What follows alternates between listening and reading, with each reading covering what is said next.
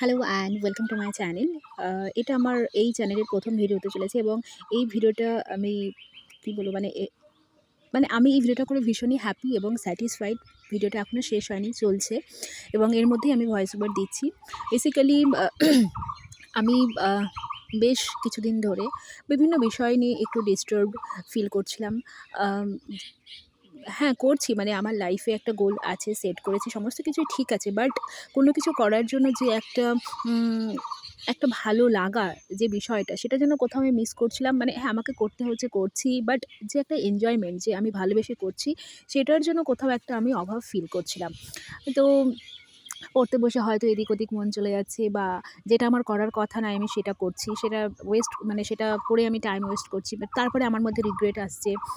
তারপরে আমার মন খারাপ হয়ে যাচ্ছে। তারপরে আমি ডিপ্রেসড হয়ে যাচ্ছি। মানে এটা যেন কন্টিনিউয়াসলি আমার মধ্যে চলছিল। তো এখান থেকে আমি ঠিক বেরোতে চাইছিলাম কিন্তু আমি বেরোতে পারছিলাম না। মনে হচ্ছে যেন আমি একটা লুপের মধ্যে কোথাও না কোথাও একটা আটকে আছি।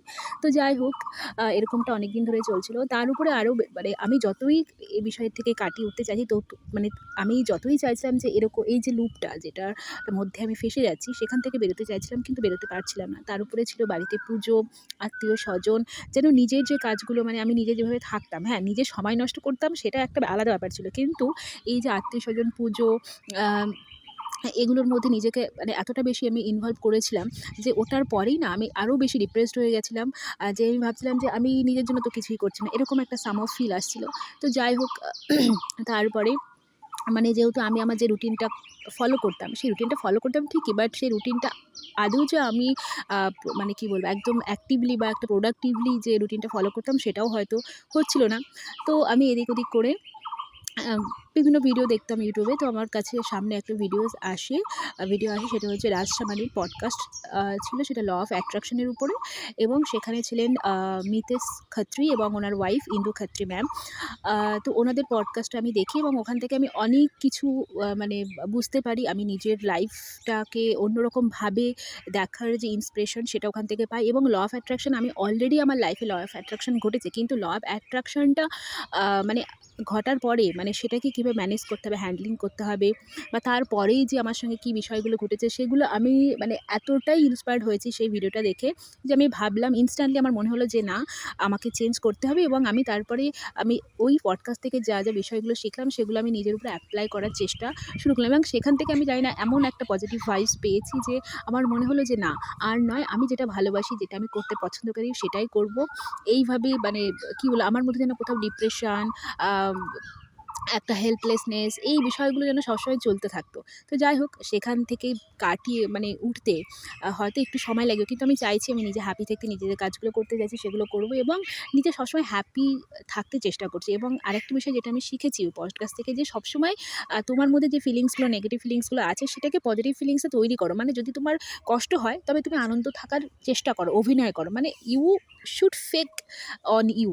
মানে তোমার যদি মন খারাপ হয় তুমি হ্যাপি থাকার চেষ্টা করো। তোমার যদি আ কি বলবো, উম জীবনে সাকসেস না থাকে তাহলে তুমি সেটা মনে করো যে তুমি সাকসেস পেয়েছো। এভাবে নিজেকে সেই একটা হ্যাপিনেস ওয়ার্ল্ড এর মধ্যে তৈরি করে যাতে তোমার ইমোশনগুলো একটা সঠিক লেভেলে আসতে পারে। মানে ইমোশনগুলো আমাদেরকে ১ম এ ঠিক করতে হবে। তো এই সমস্ত বিষয় থেকে শুরু করার আমি জানলাম পডকাস্ট থেকে। দেন তারপরে আমি দেখলাম এই যে বইটা, good vibes good life already আমার কাছে আছে। আমি বইটা কিনেছিলাম।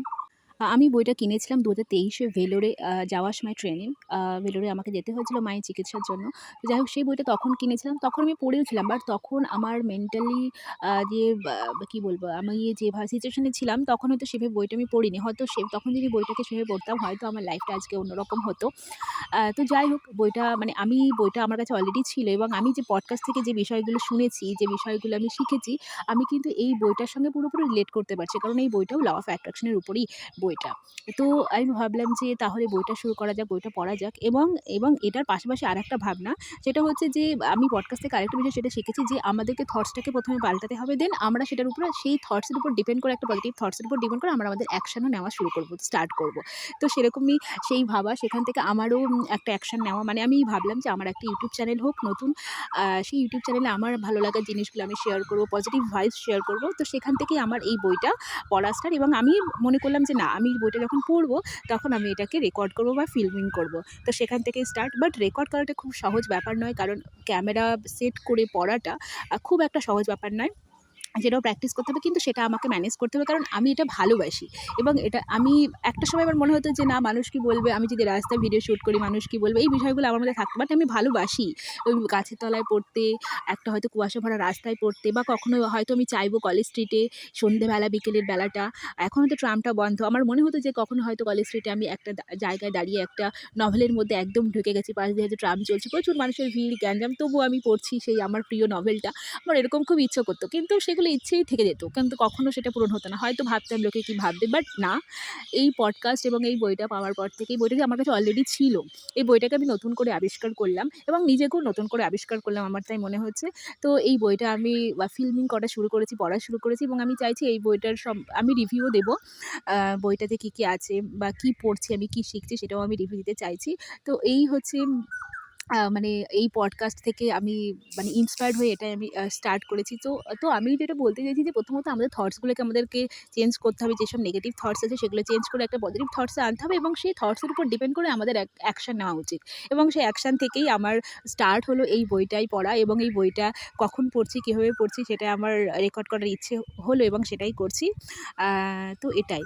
তো অলরেডি ২ দিন হলো। ফার্স্ট দিন আমি চেষ্টা করেছিলাম কনসেনট্রেট দেওয়ার, কারণ ভিডিওস ক্যামেরা সেট করে পড়ার। বাট আজকে সেকেন্ড ডে, এবং আমি চেষ্টা করছি যে একটু মন দিয়ে পড়ার, বিষয়গুলো বোঝার, যাতে করে আমি নিজে বিষয়গুলো বুঝি। শুধুমাত্র ক্যামেরার জন্য বা ভিডিও করার জন্যই পড়া না। যেহেতু আমি চেয়েছি আমার লাইফে কিছু চেঞ্জেস আনবে, এবং এই বইটা থেকে বা পডকাস্টটা দেখে আমি ইন্সপায়ার্ড হয়েছি। তো আমি চাইছি এই বিষয়গুলো আমার লাইফে এপ্লাই করতে। তো আমাকে তো বইটা ভালো করে পড়তেই হবে। তো তার জন্যই আমি চাইছি আমার পড়াশোনার মধ্যে যেন কোনো ইন্টারাপ্ট না হয়, যে ক্যামেরা কনসিয়াস না হয়ে যায়, এরকম কিছু একটা ব্যাপার। তো যাই হোক, আরেকটা বিষয় আমার মনে হলো যে আমি ভাবছিলাম যে ১ম এ বইটা পুরোটাই কমপ্লিট করে তারপরে রিভিউটা দেবো। কিন্তু তার থেকে বেটার হবে যদি বইয়ের টোটাল ২৭৫ টা পেজ আছে, 275 পেজেস। তো এটা একদিনে কমপ্লিট করা আমার পক্ষে পসিবল নয়, কারণ আমার অন্যান্য কাজও আছে, আমার অন্যান্য পড়াশোনা আছে। তো সারাদিন বইটা বা ক্যামেরাটা নিয়ে বসে থাকলে আমার চলবে না। তো তার জন্য আমি ভাবলাম যে প্রত্যেকটা পার্ট যখন আমি এক একটা পার্ট যখন কমপ্লিট করছি, সেই পার্টটাই আমি আ একটু ডিসকাস করব বা অ্যানালিসিস করব। সেটাই আমি চাইছি। তো বইটার নাম হচ্ছে 'good vibes good life' written by Vex King. বইটিতে টোটাল ৭ টা পার্ট আছে। প্রত্যেকটা পার্টে কিন্তু সাব পার্ট আছে। মানে পার্ট 1 এ আমি দেখছি ৪ টে পার্ট আছে। পার্ট 2 এ আরও অনেকগুলো পার্ট আছে। তো প্রত্যেকটা পার্ট আমি পড়ার পরে আমি চাইছি আ সেই পার্টগুলো সম্বন্ধে আমার যে ফিলিংস বা আমি যেটা বুঝছি সেটাই আমি শেয়ার করব। আর এই পার্ট 1 শুরু হওয়ার আগে আরও ২ টো পার্ট আছে। সেটা হচ্ছে, একটা হচ্ছে ইন্ট্রোডাকশন, এবং দেন হচ্ছে সেকেন্ড যে পার্টটা সেটা হচ্ছে হোয়াট ইজ সেলফ লাভ। তো ইন্ট্রোডাকশনে এখানে অথর তার নিজের লাইফের কিছু মোমেন্টসের কথা শেয়ার করেছেন। মানে তিনি কিভাবে ল অফ